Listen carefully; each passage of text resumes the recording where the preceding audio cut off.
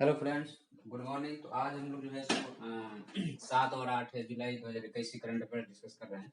इसमें हमारा पहला टॉपिक है अल्बिनो पाल्म कैवेट। ठीक है, तो यह एक जो है सो बहुत दिनों बाद यह दिखा है, इसलिए यह न्यूज में है। ठीक है, तो 129 ईयर के बाद में यह जो है सो आपको दिखा है। और यह कहाँ पाया गया है? तो Satkosia tiger reserve. Satkosia tiger reserve कहाँ पे है? तो उड़ीसा में। ठीक है, तो आपका इसका लोकेशन भी ये है। अगर मान लीजिए कि कभी मेंस वगैरह में जब आप देते हैं तो वहाँ पे आता है लोकेशन के लिए। तो इसका जो है सो उड़ीसा में है, सतकोसिया गॉर्ज के पास में सतकोसिया टाइगर रिजर्व, जहाँ पे ये मिला है। ठीक है, तो यह जो है सो कार्निवोरस मैमल है, मतलब कि जो है सो मांस वगैरह खाता है। उसके बाद में ये जो है सो नॉकटर्नल है। नॉकटर्नल है मतलब कि रात को चलने वाला है। ठीक है, और इसमें हाइपोपिगमेंट्री डिसऑर्डर के कारण जो है सो मान लीजिए कोई भी जानवर है, तो उसमें क्या है कि अगर कोई डिसऑर्डर होता है तो उनके जैसे कि आप टाइगर में देखते हैं कि व्हाइट टाइगर है, तो वो उसके पिगमेंट्री डिसऑर्डर के कारण होता है। तो इसके कारण जो है इसका कलर व्हाइट और रेड होता है। ठीक है, रेड आई होता है, व्हाइट कलर होता है। और इसमें जो है सो ये जो है सो साउथ और साउथ ईस्ट एशिया में पाया जाएगा। जैसे आपका चाइना हो गया, उसके बाद श्रीलंका हो गया, उसके बाद में वियतनाम हो गया, म्यांमार हो गया। ठीक है, और ट्रॉपिकल इन्वायरमेंट में पाया जाता है। ठीक है, तो ये इंपॉर्टेंट है, इसका नाम याद रखना है हमको कि अल्बिनो पाल्म कैवेट हो गया। 129 ईयर बाद हमें सतकोसिया टाइगर रिजर्व में दिखा था। क्वेश्चन यहीं से आ सकता है कि ये कवेट कहाँ दिखा था, किस टाइगर रिजर्व में दिखा था, तो आपको यहाँ से ध्यान रखना है। आपका दूसरा है कि चाइल्ड सोल्जर रिक्रूटमेंट का एक रिपोर्ट है जो USA child soldier prevention act 2008 के तहत में यूएसए इसको पब्लिश करता है। ठीक है, तो यह है कि publish annual trafficking in person report. ठीक है, तो ये ये याद रखना है कि एनुअल पर्सन ट्रैफिकिंग रिपोर्ट जो है सो ये जो है सो आपका US child soldier prevention act 2008 के तहत यूएसए इसको पब्लिश करता है। ठीक है, इसमें क्या होता है? बेसिकली इसमें होता यह है कि आपका जो है कि बच्चों को लोग क्या करते हैं कि इन ह्यूमन प्रैक्टिस में बच्चों को डालते हैं। ठीक है, जैसे मान लो कि बच्चों को जो है सो सोल्जर में रिक्रूट कर रहे हैं, या फिर फोर्स लेबर है वगैरह। लेकिन मेन जो है सो बच्चों को ट्रैफिकिंग, मतलब बच्चों का जो एक्चुअल में एजुकेशन होना चाहिए उसके जगह पे उनको ट्रैफिक किया जाएगा। उनको जो है सोल्जर बनाया जा रहा है, उनके भविष्य के साथ खिलवाड़ किया जा रहा है। तो उससे रिलेटेड यह रिपोर्ट है। ठीक है, तो अभी जो है सो यूएसए ने कहा है कि अभी यूएसए ने इस लिस्ट में जो है सो आपका पाकिस्तान को लेकर डाल दिया है। ठीक है, अभी तक तो टर्की था, आपका अफगानिस्तान था, अफगानिस्तान के बाद में म्यांमार था, ईरान था, इराक था, नाइजीरिया था और येमेन था। ठीक है, लेकिन इस बार जो है सो पाकिस्तान को भी इसमें शामिल कर लिया गया। सोचिए कि कितनी बुरी हालत है। ठीक है, अब ये जो है सब चाइल्ड के फ्यूचर के लिए अच्छी बात नहीं है। इवन रिपोर्ट 2019 के हिसाब से 7,000 बच्चों को जो है रिक्रूट करके सोल्जर बनाया गया था। तो जाहिर सी बात है, जो कंट्री है उनपे जो है सेक्शन लगाया जाता है और इनसे कहा जाता है कि आप ऐसा नहीं करें। अच्छा, एक चीज और देखिए कि ये जितने कंट्री हैं सभी जगह देखिएगा कि इनस्टेबिलिटी है, सिविल वार चल रहा है। ठीक है, या तो इनस्टेबिलिटी है या सिविल वार है, या अपने आप को वो लोग ऐसा प्रोजेक्ट करने की कोशिश में जो है बच्चों के साथ खिलवाड़ कर रहे हैं। ठीक है, तो ये आपका जो है सो करंट अफेयर्स है। तो इसमें हमको बस यही याद रखना है, दोनों रिपोर्ट का नाम याद रखना है। और अभी किसको ऐड किया गया है? तो पाकिस्तान को। नेक्स्ट है हमारा एस्ट्रॉयड रयुगु के बारे में। ठीक है, तो एक्चुअल में क्या है कि ये आपका सन है। ठीक है, इसके बाद में जो है सो वीनस है, मरकरी है, फिर वीनस है, फिर अर्थ है, फिर मार्स है, फिर जुपिटर है, फिर सटर्न है। ठीक है, तो ये लोग जो है सो सूरज की क्या कर रहे हैं? परिक्रमा कर रहे हैं। ये सारे ग्रह जो है सो सूरज की परिक्रमा कर रहे हैं। तो एस्ट्रॉयड जो है ये जो है सो रेगु एस्ट्रॉयड जो है सो अर्थ और मार्स के बीच में है, और इनके बीच में एक जो है सो ये जो है सो एस्ट्रॉयड का बेल्ट है। छोटे छोटे पत्थर, बड़े बड़े पहाड़ जैसे एक एक छोटे छोटे पहाड़ के टुकड़े हैं। तो ये क्या है कि कभी कभार ये जो है सो इन दोनों के इसमें से जो है सो निकल करके अपने पाथ बदल करके और धीरे धीरे जो है सो अर्थ और मार्स के बीच में आ जाते हैं। ठीक है, तो क्या दिक्कत है कि कभी ये अगर पृथ्वी के पाथ में अगर ये आ गया तो क्या होगा? पृथ्वी ब्लास्ट हो जाएगा। इसी ब्लास्ट से डायनासोर खत्म हो गए। ठीक है, और इससे क्या होगा कि पृथ्वी का एक समझो कि एक जीवन नया चालू हो जाएगा, पुराना जीवन खत्म हो जाएगा। इतना बुरा होगा अगर ये ब्लास्ट हो गया तो इसी के लिए जो क्या किया गया है कि जापान ने जो है सो जक्सा हायाबुसा 2 जो है सो अपना जापान एरोस्पेस लिमिटेड ने जो है सो हायाबुसा 2 स्पेस क्राफ्ट किस पे भेजा था? रयुगु एस्ट्रॉयड पे भेजा था। तो वहां से जो मटेरियल मिला है अब नासा उसको ऑब्जर्व कर रहा है। ठीक है, और ये जो है सो किसको, अब ये देखो, ये जब ये जो है सूरज को ऑर्बिट कर रहे हैं, सूरज के, ये भी सूरज के भी ऑर्बिट कर रहे हैं, ठीक है। और ये पोटेंशियल हजार्ड है, भविष्य में हो सकता है जब भी धरती वाले ऑर्बिटिंग में आएगा तो हो सकता है कि पृथ्वी से टकरा जाए। और ये कार्बोनेशियस है, मतलब कि कार्बन की मात्रा बहुत ज्यादा है। और अभी हम लोग जो है सो अगर इसके स्टडी कर रहे हैं कि हम लोग सोलर सिस्टम को जान सके कि सोलर सिस्टम की कंडीशन कैसा है, ठीक है। तो ये इतना ही है इसमें। तो आप ये जान लीजिए कि हायाबुसा 2 किसने भेजा था, और जो है सो कौन सा स्पेस एजेंसी है, कहाँ की है, बस ये जानना है। और किस एस्ट्रॉयड पे भेजा गया था, दरायु पे भेजा गया था। नेक्स्ट है आपका रामगढ़ विषधारी सेंचुरी जो है सो इसको अब चौथा टाइगर रिजर्व का दर्जा दे दिया गया है। और यह जो है सो आपका आ सकता है क्वेश्चन में कि रामगढ़ विषधारी जो है सो आपका सेंचुरी था, उसको फोर्थ टाइगर रिजर्व का दर्जा दिया गया। ये कहाँ पे है, पहला क्वेश्चन है। तो ये राजस्थान में है। कहाँ पे है, तो यह राजस्थान में है। कौन से जिला में है, तो बूंदी डिस्ट्रिक्ट में है, ठीक है। तो कौन सा टाइगर रिजर्व है राजस्थान का, तो यह चौथा टाइगर रिजर्व है, ठीक है। ये आपके फैक्ट हो गए। और जो है सो टाइगर रिजर्व को अप्रूव करता है, स्टेट प्रपोजल बना के भेजता है, और ministry of environment forest and climate change जो है सो इसको अप्रूव किया है। तो ये अप्रूव किया, ठीक है। तो यह जो है सो रणथम, अभी इसका प्लान है कि जो है सो आपका Ramgarh Vishdhari wild life sanctuary को जो है सो आपका किससे लिंक किया जाएगा, तो रणथंभौर टाइगर रिजर्व से लिंक किया जाएगा। और इसके पहले सरिस्का को जो है सो सेंचुरी से टाइगर रिजर्व का दर्जा दिया गया था, वो थर्ड था राजस्थान में, ठीक है। और ये कौन सा है, ये चौथा है। अब देखो आपका ये है आपका Sariska wild life sanctuary Rajasthan में, आपका जो है सो नॉर्थ वेस्ट डायरेक्शन समझ लो आप। और यहाँ पे जो है उसके नीचे जो है सो रणथंभौर टाइगर रिजर्व है। और उसके नीचे जो है सो रामगढ़ बोलते हैं कि विषधारी वाइल्ड लाइफ सेंचुरी का इसको टाइगर रिजर्व बना दिया गया है, ठीक है। और ये जो है सो आपका मुकुंदरा हिल है, ठीक है। और ये जो है सो कोटा है, ये यही बूंदी और कोटा का जो है सो यही है, ठीक है। तो ये आपका मैप हो गया, मैप पे हमने दिखा दिया। तो आपका यहाँ पे जो फैक्ट है वो क्लियर है, इतना ही की जरूरत है, एग्जाम में से ज्यादा नहीं आएगा करंट अफेयर्स में। नेक्स्ट है आपका एक मोबाइल ऐप जारी किया गया है, मत्स्य सेतु, ठीक है। तो ये करंट अफेयर्स में आ सकता है कि मत्स्य सेतु किससे रिलेटेड है। तो ये डायरेक्टली क्वेश्चन हो गया कि मत्स्य सेतु मतलब मछली से रिलेटेड होगा। तो कौन सी मछली से रिलेटेड होगा, तो यह जो रिलेटेड होगा वो जो है सो फ्रेश फिश से रिलेटेड होगा, मतलब फ्रेश वाटर फिश से रिलेटेड होगा, ठीक है। तो एक्चुअल में इसका काम क्या है कि जितने भी ब्रीडिंग है, जो कब उसको फीडिंग देना है, उसकी हेल्थ कैसी है, उसको मार्केटिंग कैसे करना है, आपको ट्रेनिंग कैसे करना है। तो आईसीटी इंफॉर्मेशन टेक्नोलॉजी और जो है सो इंफॉर्मेशन प्रोवाइड करना, इंफॉर्मेटिव होगा, मेन काम होगा कि ये इंफॉर्मेशन आपको देगा, इंफॉर्मेशन देगा। उसके बाद में क्या करेगा, आपको ट्रेनिंग देगा, सेल्फ ट्रेनिंग आप चाहें तो कर सकते हैं, कहीं जाने की जरूरत नहीं है। और उसके बाद जब आप पूरे मॉड्यूल को कंप्लीट कर लेंगे तो आपको सर्टिफिकेट मिल जाएगा।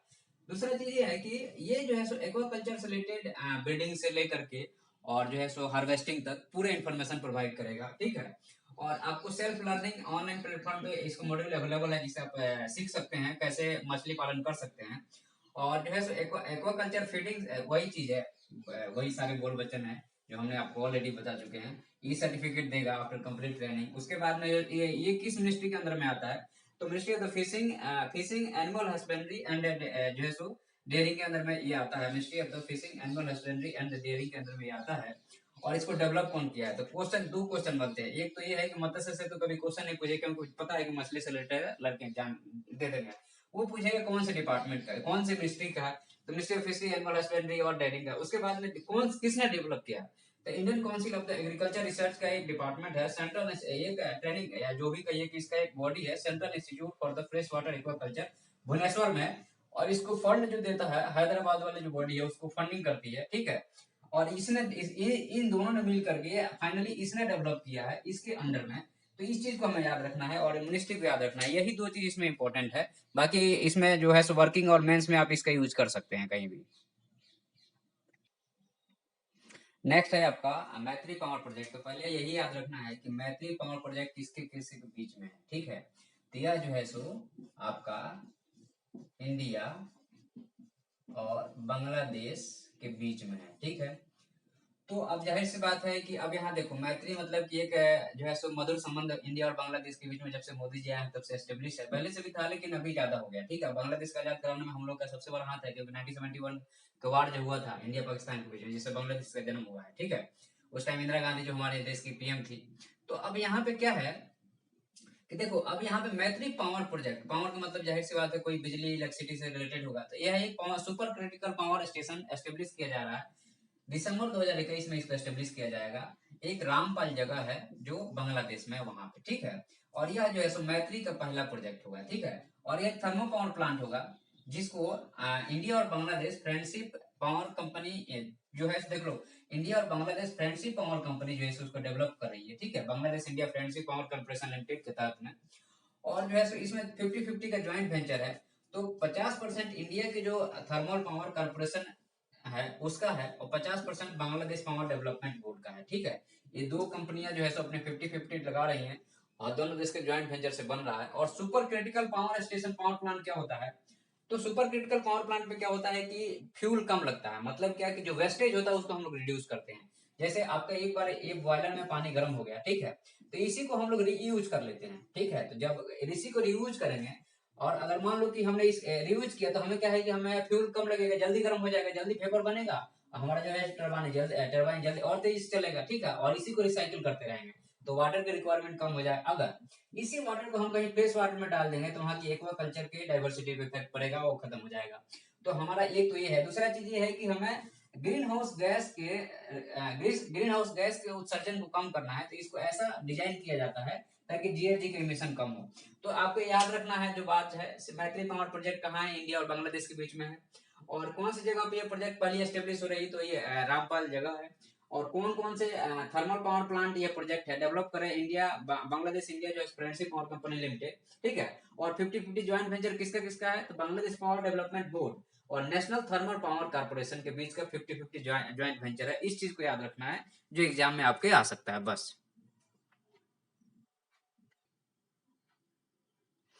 अब उसके बाद में है कि आपका जो है छोटे छोटे करंट अफेयर्स है जिसको हम लोग देख लेते हैं। तो 8वां नंबर पे हमारा है कि गवर्नमेंट ने एक नई मिनिस्ट्री क्रिएट करी है, मिनिस्ट्री ऑफ द कोऑपरेशन। तो जनरली लोग समझ क्या रहे हैं कि ये मिनिस्ट्री ऑफ द कोऑपरेशन जो है सो डिफरेंट डिफरेंट मिनिस्ट्रियों के साथ में कोऑपरेट एस्टेब्लिश करेगी, वो गलत है।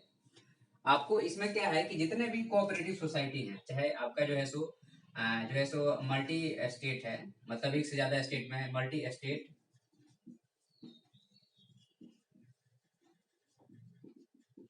कोऑपरेटिव सोसाइटी हो गया, या फिर जो है सो आपका जो है सो मल्टी स्टेट के बाद में स्टेट की कोऑपरेटिव सोसाइटी हो गई।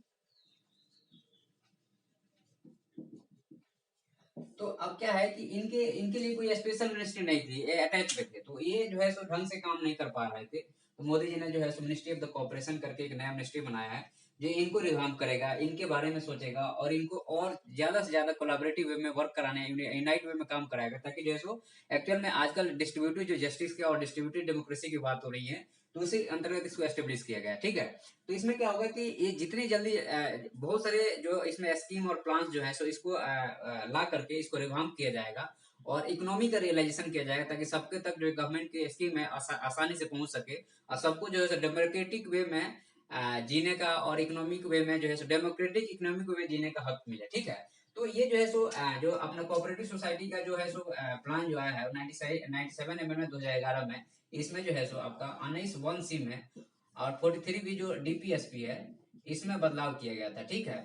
और उसके बाद में पार्ट 9 बी में इसको अलग से रखा गया है, 243 जेड से जेड डी तक जो आर्टिकल है उसके हिसाब से, ठीक है। तो ये हमारा हो गया government creates ministry of the cooperation, ठीक है, ये कोऑपरेटिव सोसाइटी के लिए है। उसके बाद में ज्वाइंट कंपनी, अब यहाँ पे क्या है कि एक्चुअल में क्या है कि देखो, ministry of the environment forest and climate change, ministry of the tribal affairs, ये दो मिनिस्ट्री है, दो अलग अलग एंटिटी है। ये जो है सो ट्राइबल के बारे में सोचती है, उससे रिलेटेड स्कीम लाती है, काम करती है, ठीक है। जैसे आपका जो है सो फॉरेस्ट राइट एक्ट का जो चीजें हैं, तो अब यहाँ पे कॉन्ट्राडिक्शन ये हो जाता है कि ये ministry of the forest environment forest and climate change ये फॉरेस्ट को बचाती है, और ये लोग जो है सो फॉरेस्ट में रह के जीते हैं। तो जब इनके बीच में कोऑर्डिनेशन नहीं होता, आउटपुट बढ़िया नहीं आता है, ये लोग अपना अलग चलते हैं और ये लोग अपना अलग चलते हैं। तो अब यहाँ पे एक ज्वाइंट कम्युनिकेशन एस्टेब्लिश किया गया इन दोनों मिनिस्ट्रीज के बीच में और इनके डिपार्टमेंट के बीच में और नीचे लेवल तक, कि फॉरेस्ट में ट्राइबल्स को कैसे कोलैबोरेट किया जाए ताकि कंजर्वेशन को बढ़ाया जा सके, क्योंकि वो जो है सो एबोरिजिनल ओरिजिनल ट्राइब्स हैं जो वहां रहते हैं, सालों साल से रहते आए हैं। दूसरा चीज में है कि फॉरेस्ट राइट एक्ट 2006 को कैसे इजी वे में, बेहतर वे में इम्प्लीमेंट किया जाए ताकि इनको दिक्कत भी नहीं हो, और जो है सो हमारा कोऑपरेटिव वे में जो है सो फॉरेस्ट को इम्प्रूव किया जा सके, और जो है सो कंजर्वेशन को बढ़ाया जा सके, ज्यादा से ज्यादा पौधे पेड़ लगाए जा सके, जानवर को कंजर्व किया जा सके, और फॉरेस्ट में जो डिग्रेड हो रहा है उसको कैसे रोका जाए। तो ये एक ज्वाइंट कमेटी, ज्वाइंट कम्युनिकेशन जो है सो ministry of environment forest and climate change, ministry of tribal affairs के बीच में एस्टेब्लिश किया गया है, ताकि जो बेटर में फॉरेस्ट राइट एक्ट 2006 का रियलाइजेशन किया जा सके, उपयोग किया जा सके।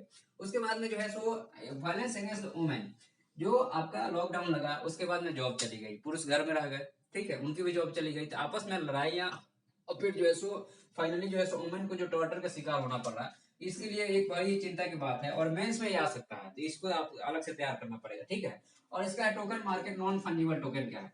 अब देखो क्या है कि आपके हमारा मान लीजिए हमने कोई सॉन्ग तैयार किया, हमने यूट्यूब पे डाल दिया, तो अब क्या है कि यह सॉन्ग आप रिकॉर्ड करके फिर आप बजाने लगोगे तीसरा आदमी, तो उसमें क्या है कि कॉपीराइट का बहुत ज्यादा इशू था। तो अब इसके लिए एक यूनिक कोड जो है सो ब्लॉकचेन टेक्नोलॉजी में लाया जा रहा है, ताकि उसके ऊपर जो है सो वो ऐसा यूनिक कोड है कि कोई और भी कॉपी नहीं कर पाएगा, बहुत ही यूनिक है, ठीक है। तो उसका मार्केट बढ़िया होगा, जिसने बनाया होगा उसको अच्छा पैसा मिलेगा। तो अब ये मार्केट जो है सो बहुत तेजी से बढ़ रहा है डिजिटल मार्केट में, तो इसलिए जो है सो इसको अभी आया था कि टोकन मार्केट जो है सो। अब टोकन क्या होता है कि जैसे मान लीजिए कि आपका कार्ड है, ये आपका जो है सो डेबिट कार्ड या क्रेडिट कार्ड है, इसके लिए ये एक हमने 16 नंबर एक जारी कर दिया है। तो कोई बंदा जब आपके पास आएगा डिजिटल कार्ड के रूप में, अगर आपको ये पूरा कार्ड नहीं, इन्फॉर्मेशन नहीं देना पड़ेगा, बस ये 16 नंबर देना, 16 नंबर बताइएगा, आपका पेमेंट हो जाएगा, समझ रहे हैं ना। तो इससे क्या हुआ कि आपका पर्सनल इन्फॉर्मेशन चोरी नहीं हुआ। तो इसलिए जो है सो हम लोग टोकनाइजेशन का काम यूज करते हैं, ठीक है। तो आज के करंट अफेयर्स में इतना ही है।